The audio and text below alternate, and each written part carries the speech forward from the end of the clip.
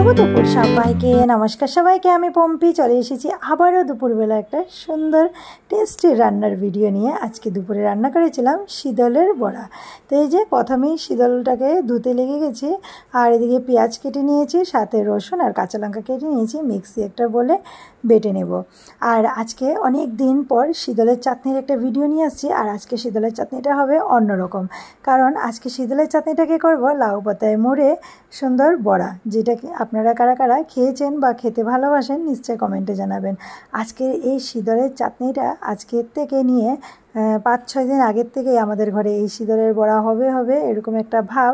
তবে এই শীতলের চাটনি খাওয়ার জন্য লাউ পাতাটা এসেছে একদম অনেক দূর থেকে ট্রেন চলে, কারণ আমার মা পাঠিয়ে দিয়েছে আমার ভাইয়ের হাত দিয়ে এই লাউয়ের পাতা। যেহেতু আমি যে জায়গায় থাকি ওই জায়গায় সবসময় লাউয়ের পাতাটা আমি পাই না, তো ওই জন্য মা কী করেছিল, ভাই গেছিলো তখন ভাইয়ের হাতে মা লাউয়ের পাতাগুলোকে পাঠিয়ে দিয়েছে। তো আজকে 4-5 দিন থেকে লাউ পাতাটা দেখুন না ফ্রিজে রাখাতে একদম একটু লাল লাল টাইপ হয়ে গেছিলো। তো যেগুলো খারাপ ওইগুলো পাতাকে আমি ভেজে ফেলে দিচ্ছি, আর যেটা পাতা ভালো আছে ওই পাতাগুলোকে আমি ভালো করে প্রথমে ধুয়ে নিয়েছি। তারপর একটা সসপ্যানে গরম জল বসিয়ে দিয়েছি।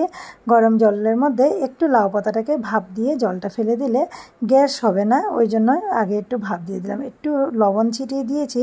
তারপর একটু জাস্ট জলটা গরম হলেই নামিয়ে নিব। এই যে গরম জল হয়ে গেছে, এখন একটু পাতাগুলো একটু এভাবে নরম হয়ে গেছে, তো নামিয়ে নিলাম। জল থেকে উঠিয়ে একটা গামলার মধ্যে এর জলটা আমি ঝরিয়ে নিব। তো প্রত্যেকটা পাতার থেকে এভাবে ছেনে দিব যাতে ভিতরের জলটা সব বেরিয়ে যায়। আর আপনারা কারা কারা এইভাবে করে শীতলের চাটনি খেয়েছেন লাউ পাতায় মুড়ে নিশ্চয়ই কমেন্টে জানাবেন। এদিকে আমার শীতল চাটনিটা হয়ে গেছে। তো শীতল চাটনিটা ওইদিকে করছিলাম, ওইদিকে পাতাগুলোকে ভালো করে ধুয়ে তারপর একটু ভাপ দিয়ে জলটাও ফেলে দিয়েছি। এদিকে শীতল চাটনি হয়ে গেছে। এখন শীতল চাটনির মধ্যে লাউয়ের পাতার মধ্যে চাটনিটাকে ঢুকিয়ে নেব। এত কথা আমার লেগে যাচ্ছে, মনে হচ্ছে আমি শীতল চাটনিটা এই যে ভয়েস রেকর্ড দিচ্ছি এখনই খেয়ে নেব।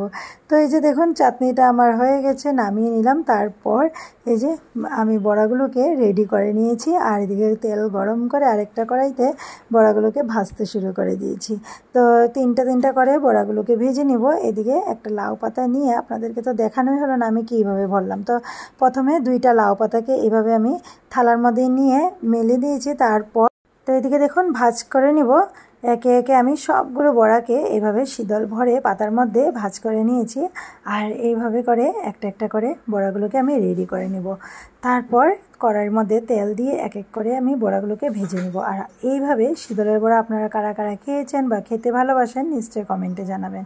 তো দেখুন সবগুলো বড়া লাউয়ের পাতার মধ্যে সবগুলো শীতল চাটনি দিয়ে আমি এইভাবে সব রেডি করে নিচ্ছি।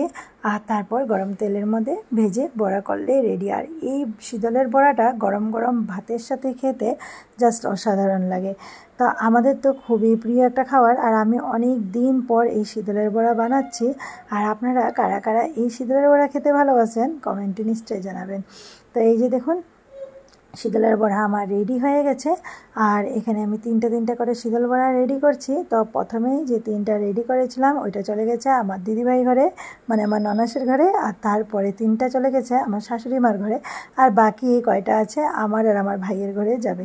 তো এই ছিল আজকের এই ছোট্ট ভিডিও। আপনাদের কেমন লাগলো আজকের আমার এই ভিডিও নিশ্চয়ই কমেন্টে জানাবেন। আমার ভিডিও যদি আপনাদের ভালো লেগে থাকে তাহলে প্লিজ আমার ভিডিওতে একটা লাইক করে আমার পেজটাতে ফলো দিয়ে আমার পাশে থাকবেন।